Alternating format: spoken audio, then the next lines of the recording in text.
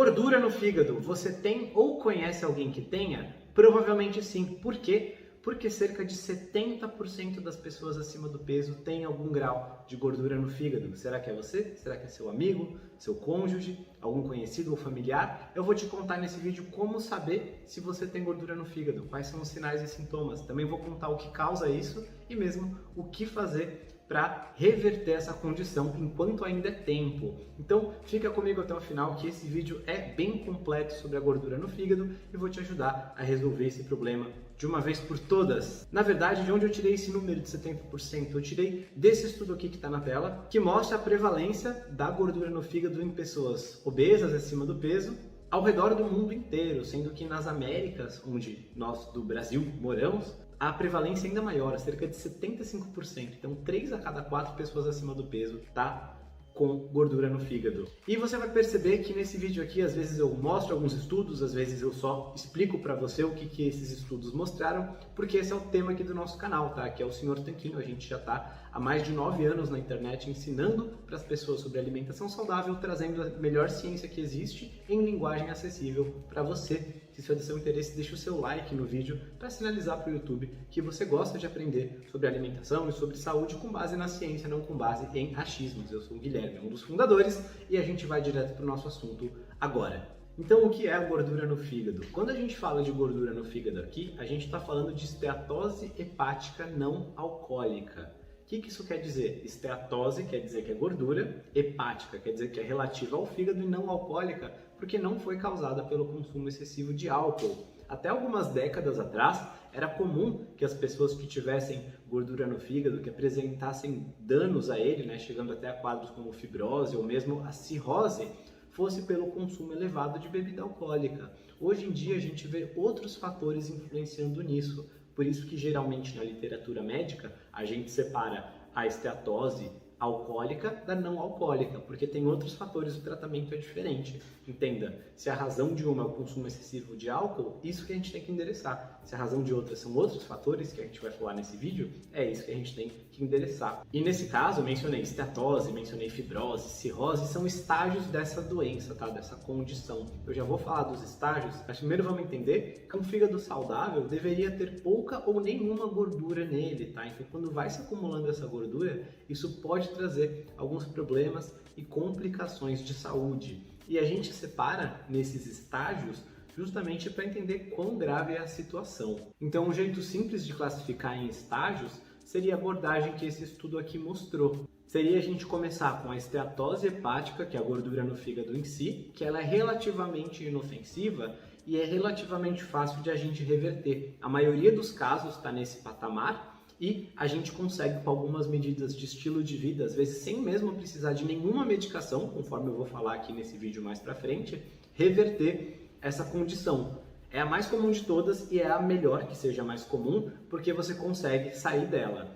Depois você pode progredir para uma esteatohepatite alcoólica. A esteatohepatite, ela pode causar inflamação e lesão do fígado.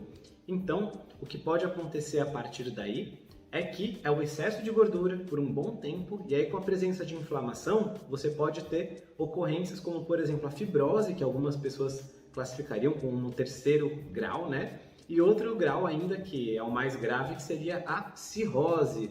É o último nível da inflamação no fígado, da gordura no fígado, e aí já tem danos que são irreversíveis. Então a gente sabe que assim que a gente identificar a gordura no fígado, um comecinho de esteatose hepática, pode ser interessante a gente justamente começar as intervenções para melhorar isso, né? Para que isso não evolua para os quadros mais graves. A palavra evolução não quer dizer uma coisa boa nesse caso, tá? Evolução é porque ela pode progredir para isso que faz muito mal e que pode ser irreversível. A gente quer, assim que identificar que está com gordura no fígado, mudar o nosso estilo de vida, fazer às vezes pequenas mudanças que vão permitir a você se livrar dessa condição, acabar com essa gordura no fígado. E como que você faz para saber se você está com gordura no fígado? Muitas vezes o diagnóstico é feito por um médico que tem essa suspeita de que você tem a gordura no fígado e pede para fazer um ultrassom, tá bom? Esse é o jeito mais garantido, digamos assim, de identificar a gordura no fígado e saber se você tem e quanta gordura tem. No entanto, tem outras formas de a gente verificar também. Geralmente o médico suspeita disso por causa de alguns sinais e sintomas. Vou te falar agora quais são os possíveis sintomas de que você está com gordura no fígado. Dentre esses sintomas, a gente pode indicar a dor no abdômen, especialmente você vai sentir essa dor na parte superior direita do seu abdômen. Você pode sentir também uma inchaço frequente, pode sentir sede e pode ter também dores de cabeça. Além disso, sensação de fadiga pode ser bastante comum, tá? Então, você pode sentir que tem uma sensação de peso e de dor nessa região superior do abdômen, logo abaixo das costelas, um pouco acima do estômago. Pode ser difícil saber, mas se você está com essa dor, você vai saber. Pode sentir sede, pode sentir inchaço, pode sentir uma fadiga constante também. Se você sente tudo isso, às vezes o médico pode até apalpar a região e já identificar alguns sinais, tá bom? Um clínico bem treinado vai ser capaz de fazer isso.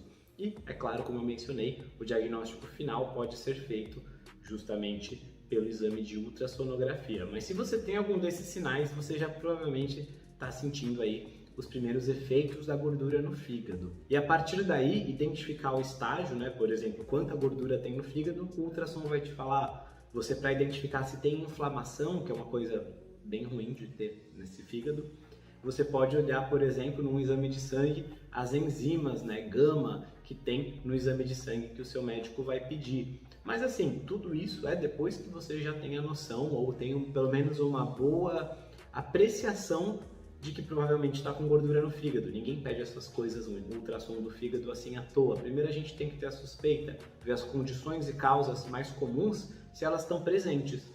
E é disso que eu vou falar agora. Quais são as causas, né? Ou quais são outras coisas que podem influenciar na sua chance de estar com gordura no fígado? Muita gente não gosta de admitir esse fato, mas a principal causa da gordura no fígado, a raiz do que está lá, uma das causas primárias, é o ganho de peso, as doenças metabólicas, como síndrome metabólica e a resistência à insulina. Inclusive, essa revisão que está aqui na tela agora fala com todas as letras. A esteatose hepática não alcoólica se refere à acumulação de gordura no fígado que não é devida ao consumo excessivo de álcool. A prevalência dessa condição é até de 30% das pessoas nos países desenvolvidos e cerca de 10% em outras nações, o que torna a esteatose hepática não alcoólica a condição de fígado mais comum do mundo. A patogênese, né, o desenvolvimento dessa doença, está relacionado à resistência à insulina e, então, é frequentemente encontrado em indivíduos que têm obesidade central, isso é, muita gordura na região do abdômen, ou diabetes. Então, o que você pode observar para saber se você está em risco maior? Lembra que eu falei no comecinho do vídeo que cerca de 70% das pessoas que estão acima do peso tem gordura no fígado? Não são só essas pessoas que têm, mas se você já está acima do peso, você já pode observar que tem grandes chances de você estar com gordura no fígado. Como eu falei, 70% a 75% é bastante chance. Alguns sinais que vão indicar isso são, por exemplo, a obesidade central. O que é isso? É gordura ao redor do abdômen. Então, o que você pode fazer? Tem uma conta simples para você saber se você está com maior ou menor risco disso.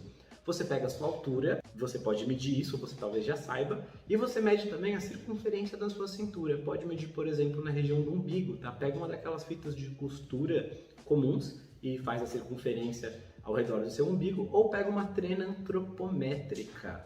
Eu vou deixar um link para uma aqui na descrição, caso você não conheça. Eu tenho uma e recomendo, é bem baratinho, é tipo 30, 40 reais, e você vai usar para sempre para saber disso e de outras medidas do seu corpo. Mas você mede isso e você vai ter dois números, a sua altura e a circunferência da cintura. Divide a sua altura pela circunferência da cintura e se o número for menor do que 2, você está em perigo. Como assim? Então vamos supor, eu tenho 1,70 m de altura. Metade disso é 85 centímetros. Se a minha circunferência da cintura é 85 centímetros ou mais, então eu estou com mais propensão até com obesidade central, tá bom? Então, se você é uma mulher de 1,60 m, sua cintura deve ter menos de 80 centímetros, tá? Um homem também pode usar essa mesma medida. Nos homens poderia-se ter um pouquinho mais de tolerância, mas eu acho que não precisa. É sempre bom a gente estar atento aos sinais. Outra coisa que você vai identificar também, além dessa conta simples para saber, né, se você está com obesidade central, para saber em termos de risco, né, de resistência à insulina, você pode olhar os seus exames de sangue e aí tem 2 indicadores legais para você ver, na verdade 3. Então, o primeiro e o segundo, eles são relacionados, por isso que eu pensei em 2 primeiro. O primeiro é a sua glicemia em jejum e o segundo é a sua insulina em jejum. Porque só um ou só o outro não vai te dar as informações suficientes, você precisa ter os 2 no mesmo exame. E com base nesses 2, a gente faz uma continha chamada de Roma-IR, que geralmente já vem no exame, ou o seu médico pode fazer essa conta para você, e aí vai identificar o seu grau de resistência à insulina, a sua tolerância à glicose, que é basicamente, assim, grosso modo, a mesma coisa. E o outro exame é o dos triglicerídeos, tá? Se os seus triglicerídeos estão elevados, se tiver mais do que 120, 150, e se tiver muito mais do que isso, mais de 200, etc., grandes são as chances de você estar com gordura no fígado. Então, se os seus triglicerídeos estão elevados, esse também é um sinal indicativo de que você está com maior chance de acumular gordura no fígado. Dá uma olhada nessas 3 coisas que são simples, né? Não estamos falando de nada muito complexo, de você fazer o ultrassom, nem de necessariamente medir as suas enzimas do fígado. São coisas que estão em quase qualquer exame de sangue. A insulina nem sempre, mas a glicose sempre está, embora ela sozinha não valha muito. Mas você medir a sua circunferência abdominal e olhar os seus triglicerídeos, você já vai ter uma boa pista. Eu fiz um outro vídeo sobre como abaixar os triglicerídeos naturalmente. Dá uma olhadinha, vou deixar o link aqui na descrição, ou então uma dica para a vida, tá? Uma dica que vai salvar a sua vida em termos de saúde. Qualquer tema que você quiser saber, digita na busca do YouTube, Senhor Tanquinho e o tema. Então você coloca Senhor Tanquinho triglicerídeos. E aí você vai saber, vai poder ter acesso ao vídeo e lá eu compartilho aí algumas coisas sobre o que a ciência sabe sobre os triglicerídeos, como você acha melhor de chamar. Mas então, esses são condições que estão ligadas necessariamente ou muito comumente à gordura no fígado. Então até agora a gente já viu o que é a gordura no fígado e os diferentes graus e níveis em que isso pode acontecer. A gente falou um pouquinho também dos sintomas que você pode apresentar, que são interessantes de você observar em você mesma. A gente falou também sobre as possíveis causas, especialmente a ligação com a resistência à insulina, que está ligada com a obesidade central, que está ligada com alto nível de triglicerídeos normalmente, que também está ligada com uma medição no exame do Roma-IR, que tende a ser ruim. Geralmente, o HDL também é baixo, tá? O colesterol bom, não gosto muito desse nome bom e ruim, porque os 2 são importantes para você estar vivo, então não gosto de chamar de bom ou de ruim, mas o colesterol bom, HDL, geralmente está baixo, e às vezes você pode ter pressão alta, mas nem sempre precisa ter para você ter gordura no fígado. Então a gente já entendeu tudo isso, né, como é feito o diagnóstico, que com base em todas essas suspeitas, em vários indícios, até mesmo a continha simples da sua altura e da sua cintura, você consegue pedir um exame de imagem e identificar em que grau está o seu fígado. Então como é que a gente cuida dele? Como é que a gente faz para reverter, especialmente nos estágios iniciais? Ou então, se você ainda não tem gordura no fígado, como é que você assegura que vai continuar com o seu fígado bem e saudável para sempre? É isso que a gente vai falar agora. Então tá bom, o primeiro ponto é lembrando da questão do consumo do álcool. A gente está falando bastante da esteatose hepática não alcoólica, mas se você bebe 2 garrafas de vinho por dia, todos os dias, ao longo aí de 10 anos, você provavelmente vai ter danos no seu fígado. Até porque quem faz isso, só um parênteses, né? Geralmente não tem os outros hábitos de estilo de vida que eu vou falar a seguir. Então a gente quer também cuidar do seu fígado moderando o consumo de bebida alcoólica. Se você quer saber mais sobre o álcool, como ele se encaixa na dieta, né? Você pode procurar aqui no YouTube também, Senhor Tanquinho Vinho, e eu falo um pouquinho sobre o vinho e outras bebidas alcoólicas no nosso estilo de vida. Não é proibido, dá para consumir, dá para ser bem gostoso, mas a gente não vai poder tomar, como eu mencionei nesse exemplo bizarro, 2 garrafas de vinho por dia ou 2 litros de chopp por dia. Então, descartado o álcool, vamos falar dos outros pontos. O primeiro ponto, e acho que um dos mais óbvios que tem, diz respeito justamente à perda de peso. Perder peso, de qualquer maneira que seja, tende a ser muito positivo para diminuir a gordura no fígado. Pensa que o seu corpo, quando a gente perde peso, quando a gente perde gordura, que é mais importante do que só perder peso em si, a gente quer, no melhor dos cenários, preservar a massa magra e perder gordura, a gente está perdendo gordura como um todo, não é a gente que escolhe de onde que ela vai sair. A gente não tem como dizer, eu quero perder gordura no culote e no fígado e não quero perder gordura no antebraço, que eu gosto do meu antebraço maiorzinho. Não funciona assim. Então, o nosso corpo que decide de onde ele vai tirar. Só que ele é muito inteligente. Geralmente ele tira primeiro essa gordura de onde faz mais mal pra gente. E um dos lugares que faz mais mal de a gente ter gordura é no fígado. É um dos que faz mais coisas ruins. Então, geralmente qualquer perda de peso, às vezes perder 5 a 7% do seu quilo corporal, do seu peso corporal, você já vai ter uma melhora nisso, tá? Então pensa numa mulher que eu mencionei antes, de 1,60 m, ela tem 100 quilos. Uma pessoa que está com bastante sobrepeso. Se ela perder aí 7, 8, 10 quilos de gordura, ela vai ter 90 quilos, ela ainda vai estar bastante acima do peso, mas o grau de esteatose hepática não alcoólica dela tende a melhorar muito. Então, por quê? Porque o corpo é inteligente. Perda de peso no geral é positivo. Outras coisas que vão melhorar muito mais essa sensibilidade à insulina é se ela fizer praticar exercícios físicos, tá? Qualquer coisa pode ajudar, até mesmo uma caminhada. Tem vídeo aqui no YouTube sobre isso. Procura lá, Senhor Tanquinho Caminhada, que a gente fala se caminhada emagrece ou não, qual que é o mínimo que você faz por dia, e não é muito, para você já ter benefícios. Então, é interessante sim você fazer qualquer tipo de atividade física, qualquer coisa. Pode ser uma coisa que você gosta, caminhar, andar com o cachorro, nadar, andar de bicicleta, fazer dança, fazer academia, fazer zumba. O que você gostar, beach tênis, qualquer coisa é melhor do que nada. Tudo isso ajuda. Agora vamos falar de duas coisas que são muito poderosas para ajudar, ainda mais do que só perder peso ou só fazer atividade física, tá? Agora a gente está falando das super armas aqui que ajudam a gordura no fígado, que são uma estratégia alimentar mais baixa em carboidratos, como uma dieta low carb ou cetogênica. Você vai ver que esse tipo de alimentação, quando feito do jeito certo, a maioria das pessoas faz errado por aí, a gente está aqui já há quase 10 anos ensinando isso, a gente vê que a maioria das pessoas, mesmo as que se tornam nossos alunos, descobrem vários erros com os nossos programas, porque eles aprendem por aí com diquinha aleatória no Instagram e faz tudo errado. Quando é bem feito, ela ajuda com a gordura no fígado, ela ajuda com quase todas as questões de saúde ligadas ao metabolismo, à saúde metabólica, à resistência à insulina. Então, é muito poderoso fazer uma estratégia mais baixa em carboidratos. Maratona aqui o nosso canal se você quer aprender como fazer isso do jeito certo. E também o jejum intermitente, tá? O jejum intermitente, quando feito do jeito certo, ele também tem um super poder aí de ajudar a queimar a gordura no fígado. É muito importante que só o jejum sozinho ele é o mais fraco dessas intervenções. Se você fizer um jejum, mas comer um monte de tranqueira, não se mover e ainda ganhar peso, não vai ter milagre. Agora, se você coloca o jejum depois de já ter colocado essas intervenções, e a mais poderosa delas é uma dieta baixa em carboidratos, aí você vai estar atingindo o pote de ouro, aí você vai conseguir realmente ótimos resultados na reversão dessa gordura no fígado. E tem, claro, medicamentos, né? Não é nosso foco aqui falar, porque assim como a questão que eu mencionei de alimentação, de jejum, você precisa fazer do jeito certo para ter resultados. Então, a metformina é um medicamento muito usado com frequência, mas eu, sinceramente, pelo tudo que a gente já viu, a gente sabe que não precisa normalmente disso para você ter resultados se você fizer as partes de estilo de vida da maneira correta, tá? Então eu nem vou falar de questão de dosagens comuns ou qualquer coisa assim, porque não é nosso papel aqui no YouTube brincar de médico. O nosso papel aqui é trazer informações de saúde para você, e você fazendo as informações, colocando em prática do jeito certo, né? Você vai ter ótimos resultados. Um detalhe extra que poucas pessoas falam quando a questão da esteatose hepática, da gordura no fígado que ajuda a reverter, é dormir bem. Quando você dorme mal, 3 coisas acontecem, tá? A primeira é que você tende a ficar com mais fome, comer mais quantidade de energia, então isso vai dificultar a sua perda de peso.